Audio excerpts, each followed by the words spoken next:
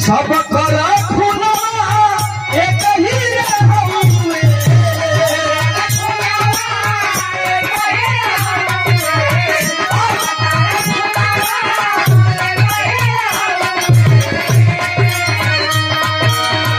सब कर खुना एक ही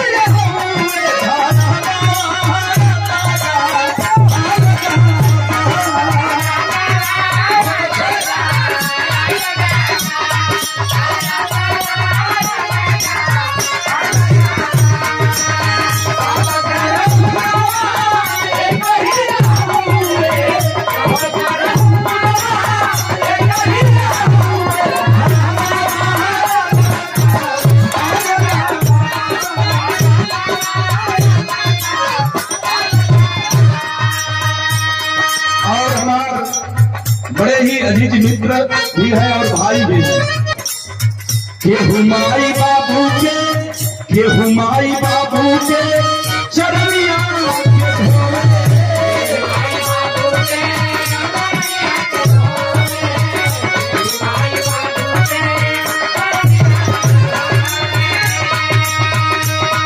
के माई बाबू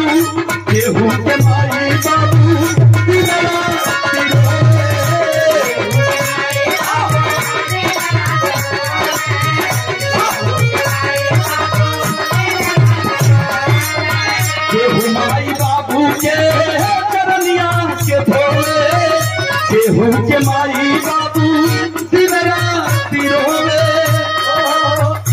हे भगवान भैया, यही बतिया पर भोजपुरी जगत के सुपरस्टार प्रमोद प्रेमी सुपरस्टार खेसारी भैया टिक टाक बनूले हो। यही बतिया पर यही लाइनिया पर माई कहा एक ही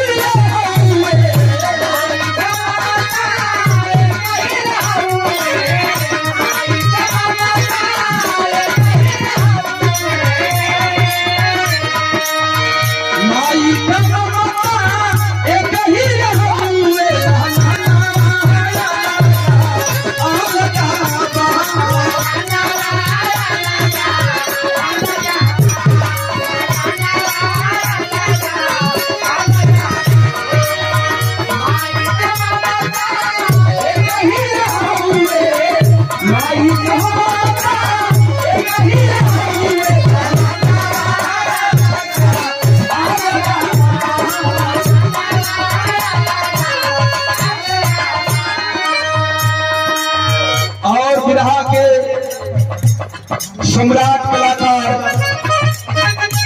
हम लोगों के गुरु आप लोगों से सीख मिलती है। बिहार सम्राट नवगढ़ चंदौली की माटी से परम आदरणीय श्रीमान रामजन्म टोपी वाले आपके ओर से सुंदर पुष्पहार और 100 रुपये का आशीर्वाद छोड़ने में बहुत बहुत प्रणाम सब प्रणाम। बागी बलिया की धरती से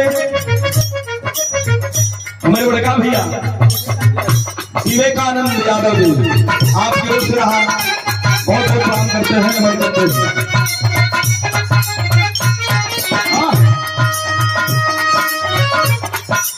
बस एक लाइन फुल लाइन मत गवाओ। अब चलिए